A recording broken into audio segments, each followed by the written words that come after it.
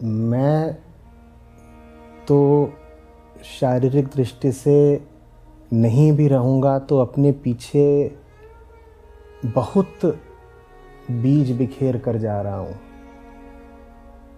जा नहीं रहा कहीं, पर दिन रात बीज हवाओं को देता जा रहा हूँ। वो ले जा रही हैं, तमाम जगहों पर बीज पड़ रहे हैं। बेशक बहुत सारे बीज पत्थरों पर पड़ रहे हैं, बेशक बहुत सारे बीज लोगों के पांव तले आके नष्ट भी हुए जा रहे हैं, बेशक बहुत सारे बीज कहीं गल जा रहे हों, कहीं जल जा रहे हों, पर फिर भी इतने ज़्यादा बीज हैं जो बिखेरे जा रहे हैं कि बहार का आना तो तय है। हमारे सामने आएगी या हमारे बाद आएगी बहुत फ़र्क पड़ता नहीं, आना जाना शरीर का ही होता है।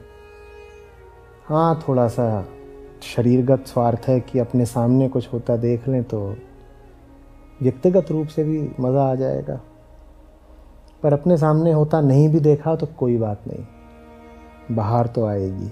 ध्यान उस पर दो जो नया अब तुम्हारे भीतर फूट रहा है, जिसकी नन्ही कोपलें प्रकट हो रही हैं। बहुत नन्हा है, छोटा है अभी, उसको प्रश्रय की, पोषण की जरूरत, और उसको प्रश्रय और पोषण तुम ही दे सकते हो, मैं नहीं।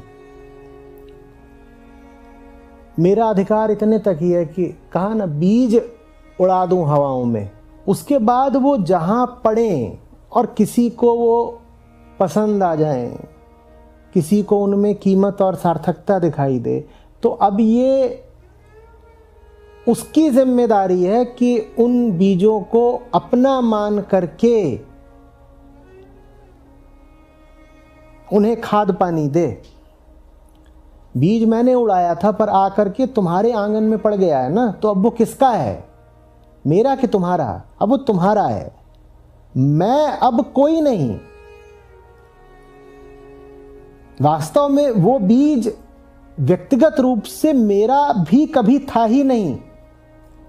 ऐसे समझ लो जैसे मुझे भी किसी और से मिला था, मुझे भी मिला किसी से, मैंने दुनिया में बांट दिया, अब तुमको मिल गया, अब तुम्हारा है, तुम उसकी सेवा करो। और ये बात बिल्कुल ध्यान से समझ लो, सच बहुत बाद में तुमको सहारा देता है, शुरू में तुम्हें सच को सहारा देना पड़ता है। साहस बहुत बाद में तुम्हारे काम आएगा, पहले तो तुम्हें साहस के काम आना पड़ेगा।